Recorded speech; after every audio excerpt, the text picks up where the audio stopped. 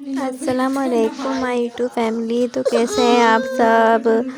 اور میرے لیے وائس اوور کرنا بہت مشکل ہو جاتا ہے کیونکہ مانو بہت تنگ کرتی ہے۔ تو میں نے مانو کو نہلایا، اس کے بعد دیکھیں واش روم کتنا گندا ہو گیا، اس سے بھی صفائی کرنی ہے میں نے، اور واش روم کی صفائی وغیرہ کرنی ہے، پھر میں نے خود نے نہانا ہے۔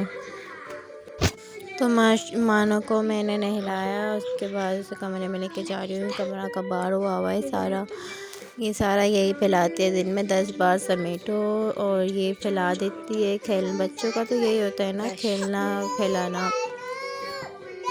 ان کی مما سمیٹتی رہیں گی۔ پھر میں نے کمرہ سارا بند کر کے رکھا تھا اسے نہلاتے ہوئے، کیونکہ نہلا کر باہر کمرے میں آؤ، کھلا ہو نا کمرہ تو ہوا بہت لگتی ہے، اس سے بچوں کو ٹھنڈ لگ جاتی ہے۔ اور ابھی تو یہاں کی ٹھنڈ بھی بہت ہے اور بچوں کو سنبھالنا پڑتا ہے۔ یلو روشنی جو ہم کمرے میں کر لیتے ہیں نا تو کمرہ گرم ہو جاتا ہے، تو ابھی تو میرے پاس یلو بلب وغیرہ کچھ بھی نہیں تھا، تو ایسے ہی سیور لائٹ سے گزارا ہے۔ اور اس کو نہلا کے میں تیار کر رہی ہوں۔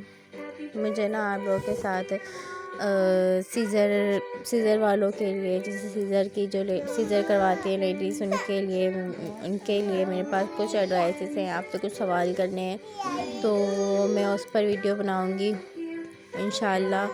میں سیزر وغیرہ کے لیے ویڈیوز بناؤں گی، اور جو میرا ایکسپیرینس ہے وہ میں ضرور شیئر کروں گی آپ لوگوں کے ساتھ۔ اور آپ لوگوں کے ساتھ بھی کوئی مسئلہ ہوا ہو، یا آپ لوگوں کے پاس کوئی ٹپس اینڈ ٹرکس ہو سیزر کے حوالے سے اور پیٹ اندر کرنے کے حوالے سے، آپ مجھے ضرور بتائیں، کیونکہ میرا پہلا ہی سیزر ہوا ہے۔ اس کے بعد میرا پیٹ جو ہے نا بہت رہ گیا ہے، اور میرا پیٹ بہت بھاری ہو گیا ہے، اور ایسا لگتا ہے، سب لوگ کہتے ہیں دوبارہ پریگننٹ تو نہیں ہو، تو دوبارہ تو کچھ ہو ہی نہیں سکتا نا، کیونکہ ہسبینڈ کے ساتھ نہیں ہوں میں، تو دوبارہ کچھ ابھی تو سوال ہی پیدا نہیں ہوتا، اور جاننے والوں کو سب پتہ معلوم بھی ہے کہ میرا وہاں جانا نہیں ہے، میرے ہسبینڈ کا میرے گھر آنا نہیں ہے، تو ایسے سوال بیوقوفوں والے سوال کر کے لوگ پتہ نہیں کیا ثابت کرنا چاہتے ہیں۔ اور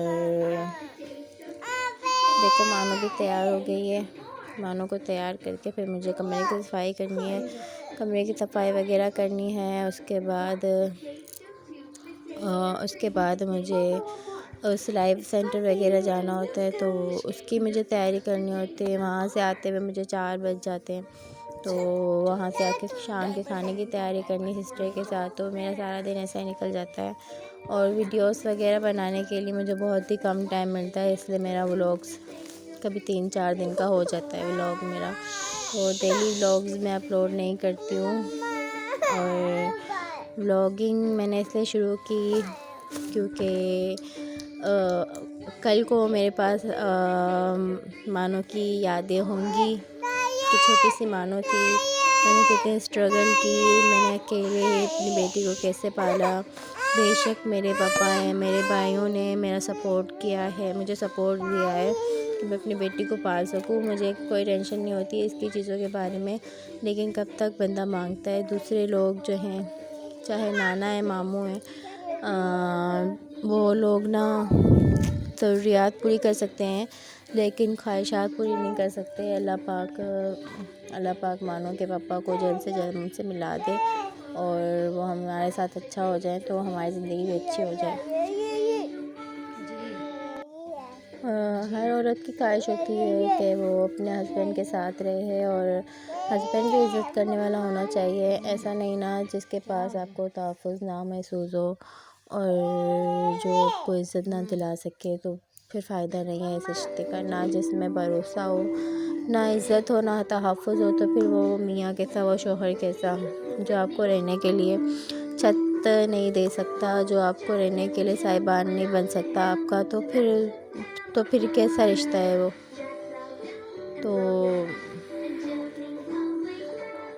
میں نے بہت ساری عورتوں کو دیکھا ہے کہ وہ شوہروں کی ماریں کھاتی ہیں، ان کے پاس رہتی ہے، میں نے بہت طعنے سنے کہ وہ مار کھاتی ہے اپنے شوہر کے پاس بیٹھی ہے، تو اس کے شوہر کے پاس گھر ہے نا، اس کا شوہر نکالے گا تو نہیں نا، مالک مکان تو آ کر نہیں نا نکالیں گے. تو جس عورت کے پاس اپنے شوہر کا گھر ہوتا ہے نا تو وہ مار کھا کر بھی بیٹھی رہتی ہے. اب آپ کا شوہر نہ آپ کو رینٹ دے، نہ آپ کی ذمہ داری اٹھائے، اور رینٹ دینے کا وقت آئے تو گھر سے بھاگ جائے. بیوی مالک مکانوں سے بات کرے تو یہ کہاں کا اصول ہے. اگر لڑکی کے ماں باپ چاہیں تو لڑکی کو، اگر صاحب حیثیت ہیں تو لڑکی کو گھر لے کر دے سکتے ہیں. اور سب سے بڑی بات یہ ہے، عقل کا تقاضا یہی ہے کہ آپ اپنی بیٹیوں کی شادی اپنے سے نچلے طبقے میں نہ کریں، بالکل بھی نہ کریں. اپنے سے برابر والوں میں کریں گے نا تو آپ 4 سوال کر بھی سکتے ہیں. اپنے سے نچلے طبقے میں آپ شادی کر رہے ہیں اپنے بیٹے کی، اور آپ سوچ رہے ہیں کہ آپ کی بیٹی کو وہ ساری آسائشات ملیں گی، آسائشات نہ بھی ملی تو اتنا تو دیکھنا چاہیے نا کہ لڑکے کے پاس اپنا ذاتی گھر تو ہو، تاکہ آپ کی بیٹی کو کل کو کوئی سوال نہ اٹھائے، چلو اٹھو اپنا بستر اٹھاؤ چلو یہاں سے نکلو، کوئی ایسا کہے نا آپ کی بیٹی کو. تو آپ کی بیٹی کے پاس اپنی چھت تو ہونی چاہیے نا، اپنے شوہر کی اپنی چھت تو ہونی چاہیے نا. خیر میں نے یہ ساری باتیں سنی ہیں، اور میں نے ان سب باتوں کو نظر انداز کر دیا ہے. جو کچھ آپ پر بیتتی ہے نا وہ صرف آپ اور آپ کا اللہ ہی جانتا ہے، کوئی دوسرا تیسرا آپ پر بیتی نہیں جانتا ہے. تو دوسروں کی باتوں کو دل پر لینا نہیں چاہیے. میں لیتی بھی نہیں ہوں، بس کبھی کبھی اسٹریس ہو جاتا ہے مجھے، میرا دماغ کام نہیں کرتا ہے کہ مجھے کیا کرنا چاہیے. کیا مجھے دوبارہ چلے جانا چاہیے شوہر کے پاس؟ تو میری سمجھ سے باہر ہوتا ہے کیسے جاؤں، کیا کروں، کیا کرنا چاہیے مجھے. تو کنفیوژن ہو جاتی ہے کیا کرنا چاہیے. وہاں جاؤں گی تو وہاں جا کر بھی تو انسان کو اتنا ذمہ دار ہونا چاہیے کہ بیوی کی ضروریات پوری نہ کرے، پر بچوں اپنی بیٹی کی تو اون کرے نا، وہ اپنی بیٹی کے لیے تو تھوڑی بہت محنت کرے نا، اپنی بیٹی کے لیے تو کمائے. اگر میں کہیں کمانے جانے کا سوچتی ہوں تو پھر مانوں کے لیے پیچھے کون رہ جاتا ہے. اور نہ آپ کی ساس ہو، آپ کے سسر کو تو آپ کے پاس رہنا ہی نہیں ہے نا، اپنے بیٹے اور اپنے سسر کے پاس رہنا ہی نہیں چاہتے. اور ساس اگر وہ ہو اسٹیپ سوتیلی ساس ہو تو پھر لائف بہت مشکل ہو جاتی ہے. کوئی سمجھانے کوئی سمجھنے والا نہیں ہوتا ہے، آپ کو بس گزارنی ہوتی ہے جیسے گزر رہی ہے. تو گزار رہی ہوں جیسے گزر رہی ہے، اپنے ابو کے گھر اپنی بیٹی کو پال رہی ہوں. اللہ مجھے اتنی ہمت دے، اللہ مجھے اتنا گرو کرے کہ میں اپنی بیٹی کا سارا